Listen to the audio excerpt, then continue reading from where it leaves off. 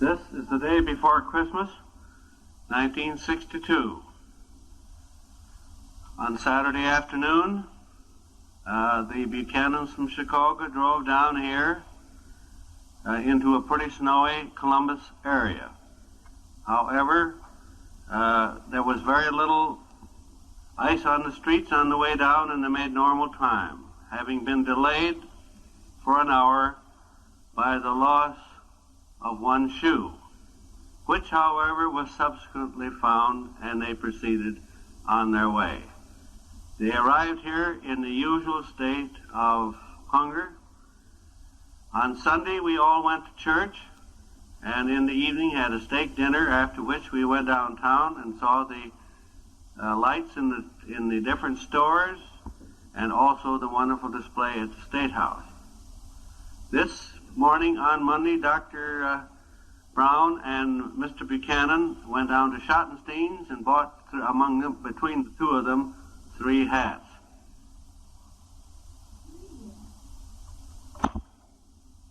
We are planning to have our Christmas dinner this evening, at which we will attempt to consume a 22-pound turkey, the first of 3 or 4 installments. Tomorrow morning we will have our presents, and in the evening dinner leftovers from the day. It is still undecided when the Buchanans will leave to go back to Chicago. It may be Wednesday, it may be Thursday, and who knows. Then on the weekend to follow, and we will have later in our recording some of the events of the weekend, the Browns from East Lansing will burst in upon us for a weekend of festivities for the new year. Over the next several hours, we will try to get from the children and others their part of the story to be put up on this recording. And at this time, we will sign off temporarily while we arrange for the program. At this time, we have Laurie Buchanan here, who is one of the Clarendon Hills Buchanans, who drove down here on Saturday afternoon. Laurie, what did you do the day before you drove down here? I had a party at my school. What did they do at the party? Oh, we had some refreshments. Anything good to eat that I'd like?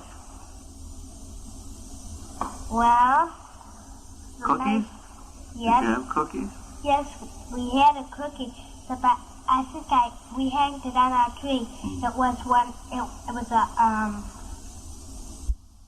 a Christmas tree, and it had a bow so we could hang it on our tree. Well, isn't that wonderful? Now, have you learned any songs during the Christmas season? Yes. Well, would you be willing to sing one now? Did you learn a song that you could sing for us? Yes. What song is it? Little Speckle Fox. Well, now talk into the microphone here and start in and sing your song. 5 little speckle fox sat on a speckle rock, catching some most delicious bugs. Yum, yum. One jumped into the pool where it was nice and cool. Now there are 4 green speckle fox. Clump, clump. 4 little speckle fox sat on a speckle rock, catching the most delicious bugs. Yum, yum. One jumped into the pool where it was nice and cool. Now there are 3 green speckle fox. Clump, clump. 3 little speckle fox sat on a speckle rock. Now there is 2 green speckle fox. Clump, clump. 2 little speckle fox sat on a speckle rock, catching some most delicious bugs. Yum, yum. One jumped into the pool where it was nice and cool. Now there is one green speck goes bug. Clump, clump. One little speck of bug sat on a speck of bug, catching some most delicious bugs. Yum, yum. One jumped into the pool where it was nice and cool. Now there is some green speck of bugs. Clump, clump. Now, Laurie, you rode down here with your folks on Saturday before Christmas. And did you stop and eat anywhere? Yes. Where did you stop? South Whitley, wasn't it? Yes. What did you have for lunch? A hamburger. What was in the hamburger? Pickles and some meat. Now, did you have any other lunch on the way down? Yes. Okay, then yesterday morning we went to church, you know, Yes. and to Sunday school, and you went in to Sunday school. What grade did you go in? First. First grade. Well, did they have any special program there? No. Did they give you anything, any prizes or anything? No, except they gave us some candy. Candy, my goodness alive. Okay. Okay, are you on the telephone now? Can you talk to me? Say yes. Yes. What are you going to tell me? Ask her what Santa Claus brought. What did Santa Claus bring you? Toys! What else? Ponies! Yeah, pony. My husband. A bunny pony. Claus brought a pony. What else did he bring you? A baby? Did he bring you a dolly? Huh? Did he bring you a baby bed? All right, Kay, go ahead and sing. Santa. Oh, you better. Uncle. How's that start out? How's that one start? What is it? So here, go. Yes, go. All right, well, it's going. Yeah, go ahead. It's ready to sing now. Doubt. Go ahead, we're ready. It's going now. Sing.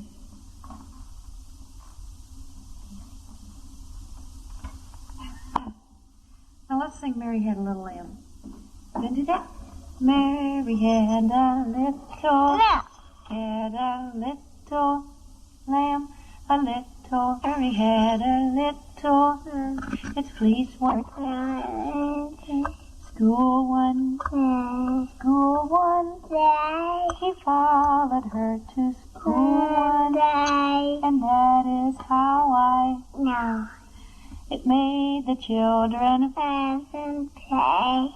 laugh and Play. pray. It made the children Laugh and play. to see a lamb at Car. That's a Oh, MacDonald had a farm. E-I-E-I-O. Oh, MacDonald had a farm. E-I-E-I-O. And on his farm he had a pig. E-I-E-I-O. With the oink oink here and a oink oink there. Here a oink, there a oink, everywhere a oink oink. Oh, MacDonald had a farm. E-I-E-I-O. And on his farm he had a duck. E-I-E-I-O. With a quack quack here and a quack quack there. Here a quack, there a quack, everywhere a quack quack. Oh, MacDonald had a farm. E-I-E-I-O.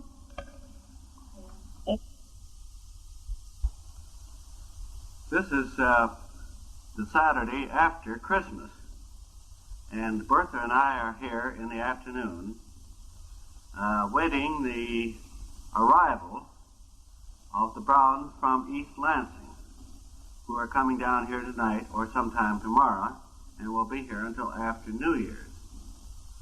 I think we should, before we take up anything further, have Bertha recount some of the things that have happened since the last recording. All right. Well, after the Buchanans got here, we got settled nicely Saturday night, and in the morning we all went to church.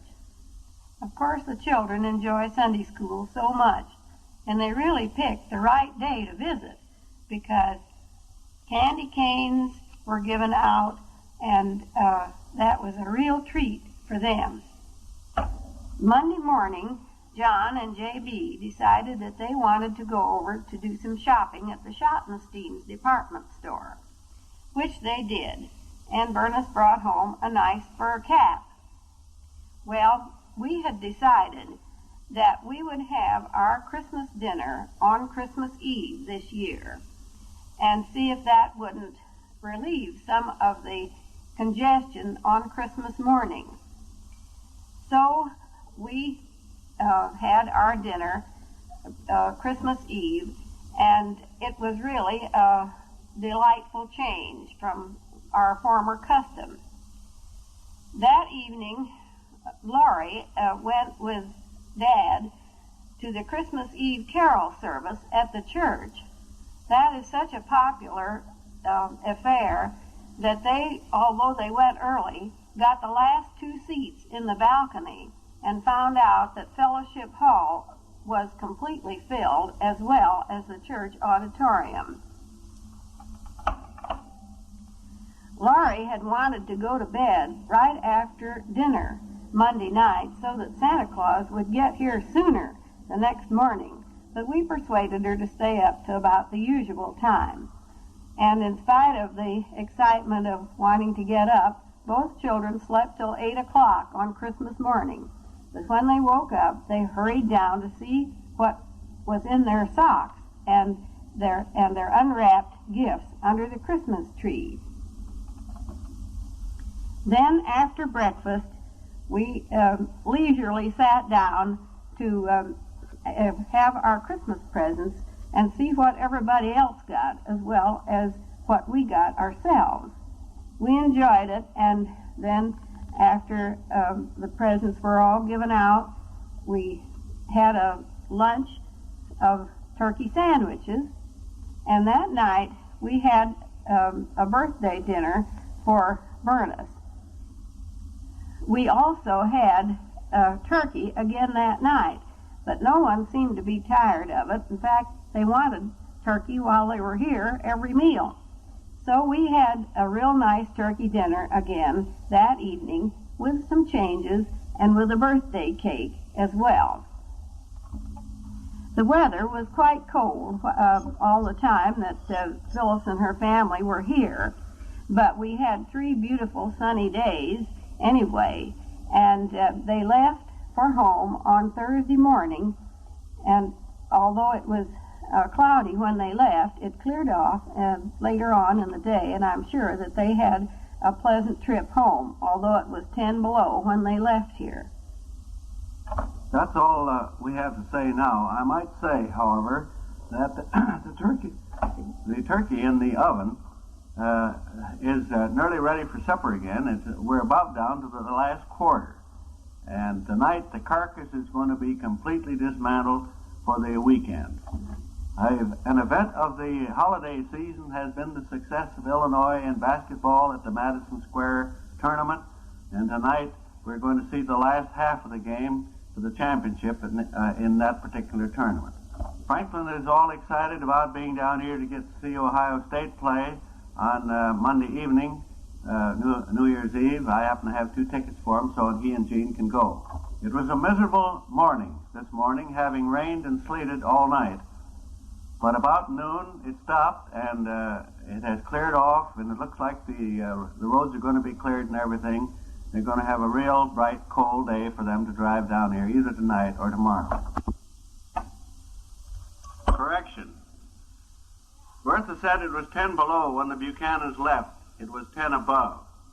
Also, the prediction is for tomorrow morning that it'd be 5 above zero, so it's going to be a real cold wave tonight. I wanted to make one or two comments about our Christmas presents.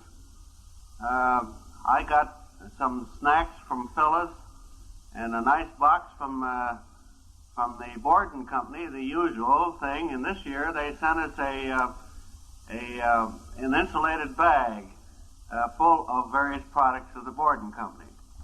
Agnes sent us a check for $5, and I spent my $3 out of the $5 purchasing the fur hat that she mentioned.